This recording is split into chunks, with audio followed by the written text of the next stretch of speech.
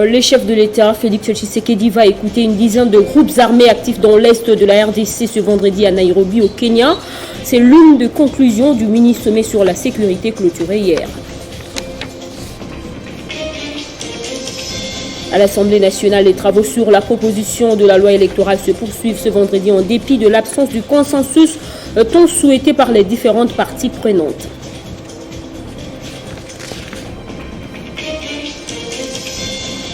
Le Premier ministre Sama Lukonde séjourne depuis hier à Lubumbashi pour prêcher la cohabitation pacifique entre les différentes communautés vivant dans le Haut-Katanga.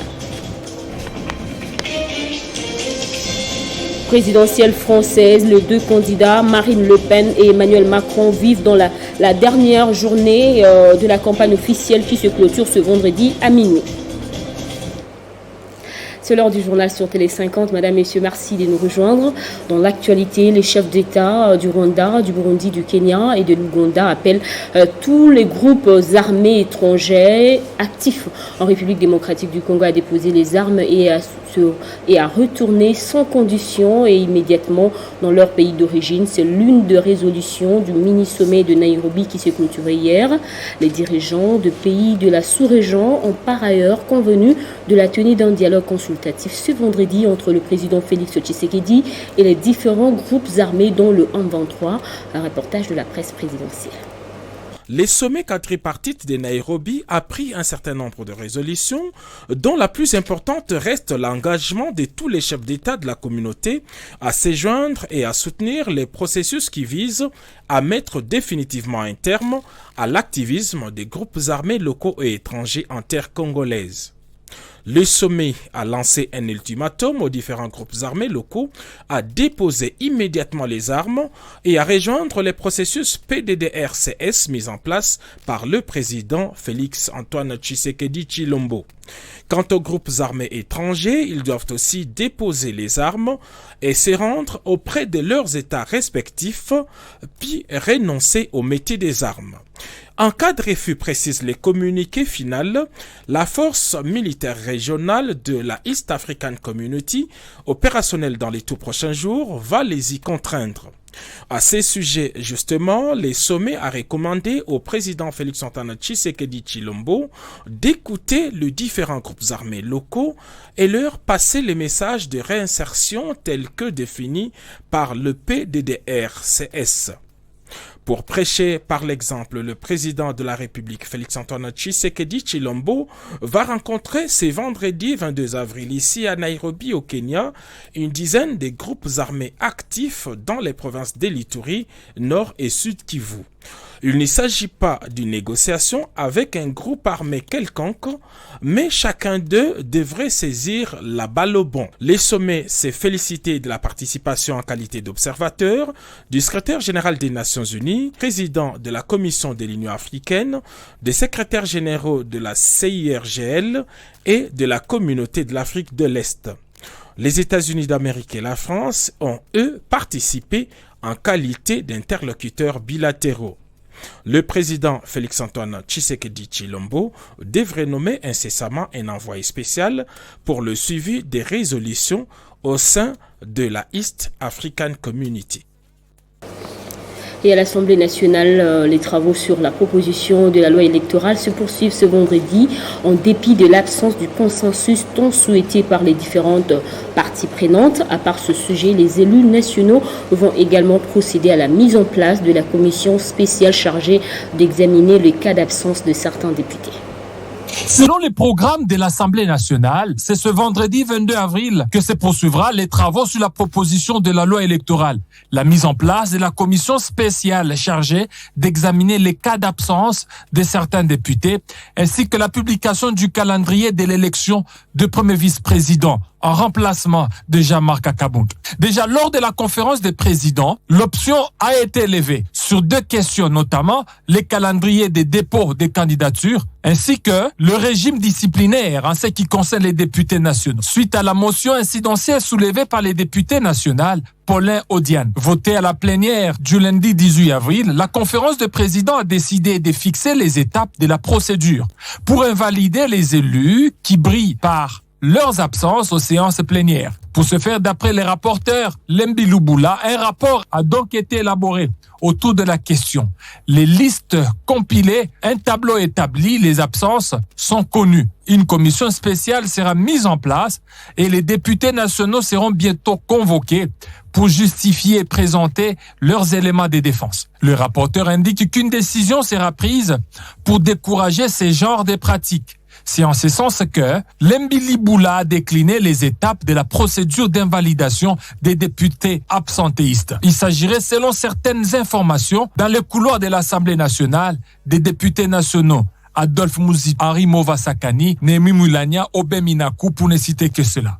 Concernant la communication autour du calendrier des dépôts des candidatures pour remplacer Jean-Marc Akabound au poste de premier vice-président, le rapporteur a laissé entendre que le président de l'Assemblée nationale, Christophe Mbosso, a expliqué que le poste revient à une composante de la majorité, notamment composante cash. Il s'est de noter qu'un calendrier sera publié en ce jour avec des dates précises pour les dépôts des candidatures au poste de premier vice-président de l'Assemblée nationale.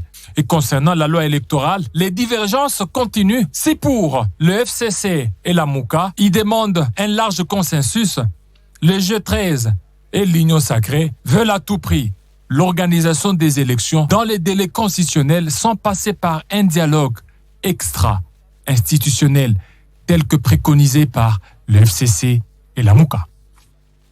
Et l'on apprend de sources concordantes que l'Union pour la démocratie et les progrès sociaux vient de déposer la candidature du professeur André Mbata comme remplaçant de Jean-Marc Akabound au poste de premier vice-président de la Chambre basse du Parlement. Le président du Sénat, Modeste Bahati, dans son rôle de sénateur, il est l'initiateur de la proposition de loi modifiant et complétant la loi du 24 décembre 2011 portant principes fondamentaux relatifs à l'agriculture, une loi déjà promulguée depuis 2011 mais jamais appliquée.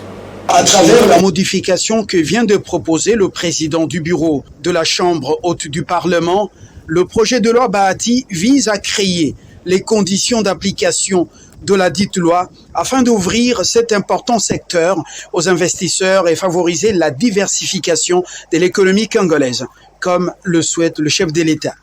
Le texte a retenu l'attention de la quasi-totalité des sénateurs, vu l'intérêt au cours du débat général à travers des enrichissements et recommandations. Bahati Lukwebo a sollicité 5 jours avant de revenir répondre aux préoccupations soulevées par ses collègues. Parmi les motivations de cette proposition de loi figurent les allègements fiscaux et la création d'un fonds pour soutenir les agriculteurs. Nous, les législateurs, nous devons susciter et inciter ceux qui veulent investir, qu'ils soient nationaux ou étrangers, dans ce secteur-là, pour qu'ils viennent nous aider à mettre en œuvre toutes ces terres-là.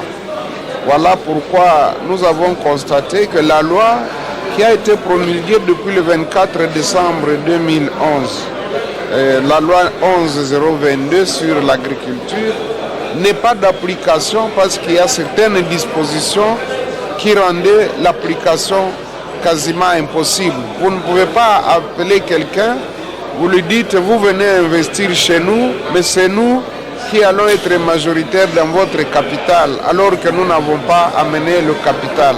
Peu avant, la plénière a suivi la réponse de la ministre de la Culture, Arts et Patrimoine, qui réagissait à la question orale, avec débat lui adressé par le sénateur Denis Kambayi sur le traitement discriminatoire que subissent les artistes musiciens congolais dans l'espace Schengen.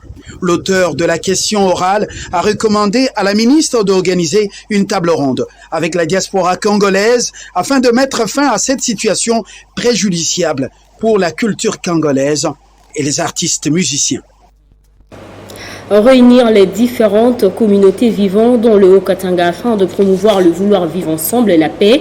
C'est l'objectif de la mission qu'effectue le Premier ministre Sama Lukonde en compagnie de plusieurs membres de son gouvernement à Lubumbashi dans le Haut-Katanga.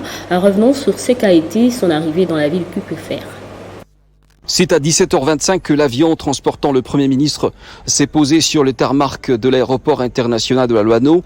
Le chef du gouvernement central, Jean-Michel Sama Lukonde, a été accueilli par le gouverneur de la province du Haut-Katanga, Jacques Kiaboula Katoué, avant de saluer entre autres les députés, ministres nationaux, les élus et ministres provinciaux Puis s'en suivra le bain de foule des partis politiques membres de l'Union sacrée de la nation, ainsi que les forces vives qui se sont justement mobilisées, c'est-à-dire les associations socio-culturelles et fondations qui se sont mobilisées en fait pour réserver un accueil chaleureux au chef du gouvernement central.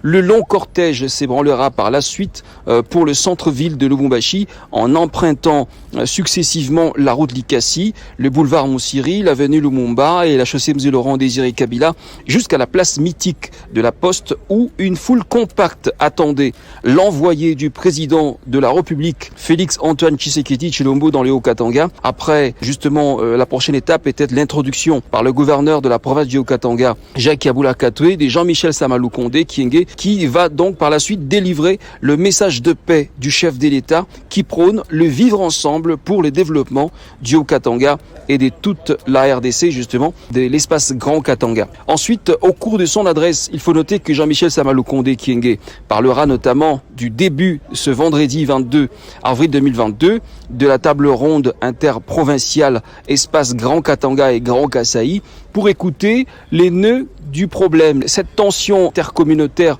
qui divise justement certaines communautés dans la partie sud-est de la RDC. Des questions de développement, selon le programme du président de la République, ont été également évoquées. C'est le cas de l'éducation, la santé, l'emploi des jeunes et le développement de 145 territoires. Il faut noter également que les séjours du Premier ministre dans le Haut-Katanga témoignent de l'intérêt que le chef de l'État Félix Antoine Tshisekedi accorde justement à la paix sociale et au développement de la partie du Congo profond. Élection de gouverneurs et vice-gouverneurs dans les 14 provinces concernées.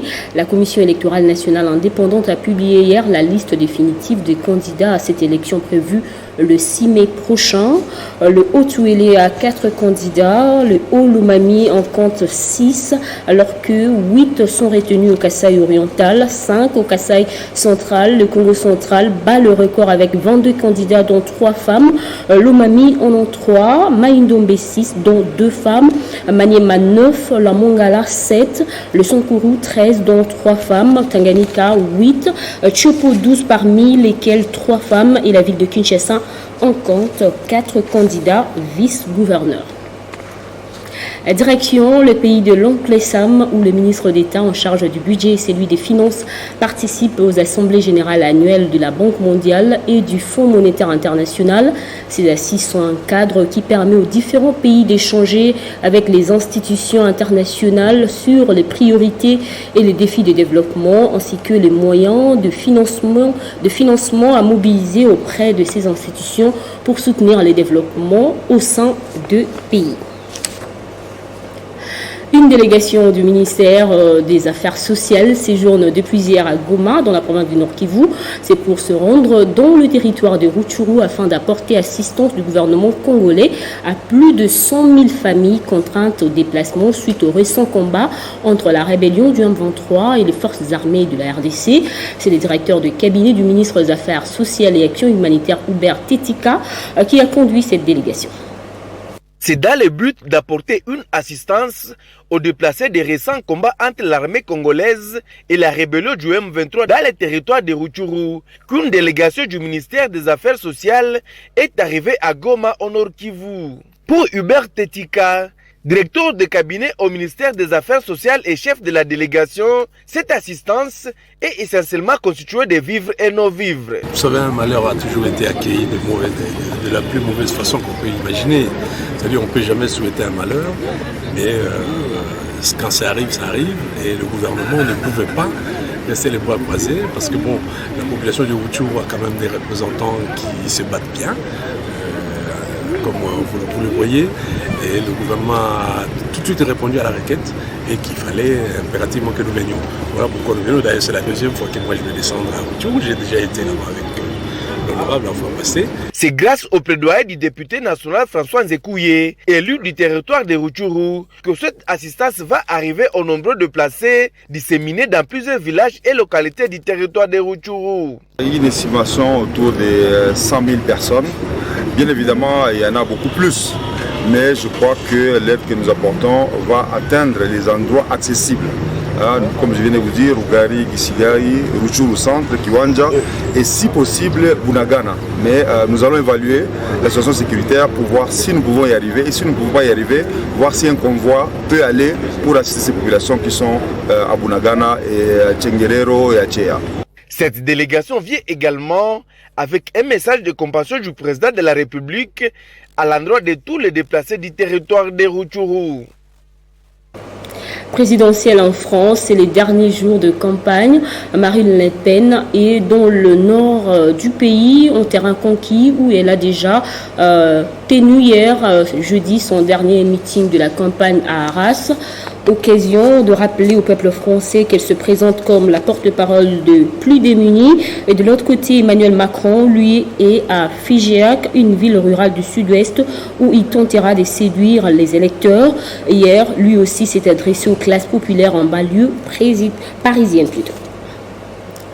Et en sport, les Léopards luttent affûtent les armes en prévision du championnat d'Afrique des Nations qui se tiendra au Maroc.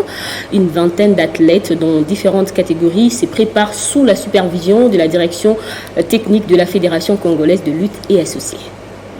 Cette deuxième phase de préparation des Léopards lutte est axée sur la correction des erreurs commises lors de précédentes compétitions afin de faire bonne figure au championnat d'Afrique des Nations de la spécialité qui se tiendront à El Jadida au Maroc le mois prochain. Les entraînements se déroulent sous les yeux techniques de Bernard Bassapi. Les athlètes se portent bien, ils sont tous en bonne santé, mais il y a des petits bobos, un peu de dérangement. C'est pour cela qu'aujourd'hui, comme a été prévu le programme, c'est le jour où les athlètes s'expriment. Ils ont passé la semaine par des combats simulatoires pour la compétition. Maintenant, on a constaté des erreurs. Et puis aujourd'hui, on va corriger les erreurs et puis les athlètes eux-mêmes aussi vont s'exprimer. À la veille des hostilités, les athlètes vont intensifier la préparation en s'entraînant 3 fois le jour, explique le directeur technique national. C'est au cours de cette phase qu'il y a vraiment intensification du travail. Les athlètes vont procéder à 3 séances d'entraînement par jour.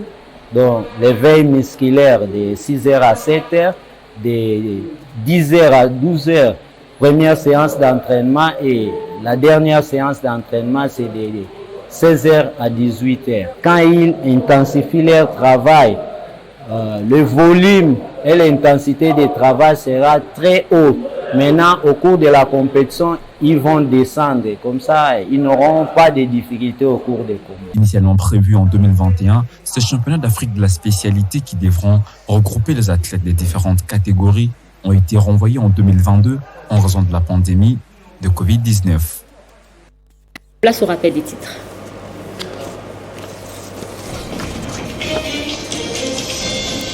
Le chef de l'État, Félix Tshisekedi, va écouter une dizaine de groupes armés actifs dans l'est de la RDC ce vendredi à Nairobi, au Kenya. C'est l'une des résolutions du mini-sommet sur la sécurité clôturé hier. À l'Assemblée nationale, les travaux sur la proposition de la loi électorale se poursuivent ce vendredi en dépit de l'absence du consensus tant souhaité par les différentes parties prenantes. Le Premier ministre Samalou Kondé séjourne depuis hier à Lubumbashi pour prêcher la cohabitation pacifique entre les différentes communautés vivant dans le Haut-Katanga. Présidentielle française, les 2 candidats, Marine Le Pen et Emmanuel Macron, vivent la dernière journée de la campagne officielle qui se clôture ce vendredi à minuit. C'en est fini avec cette édition. Restez avec nous. L'actualité continue sur notre site internet.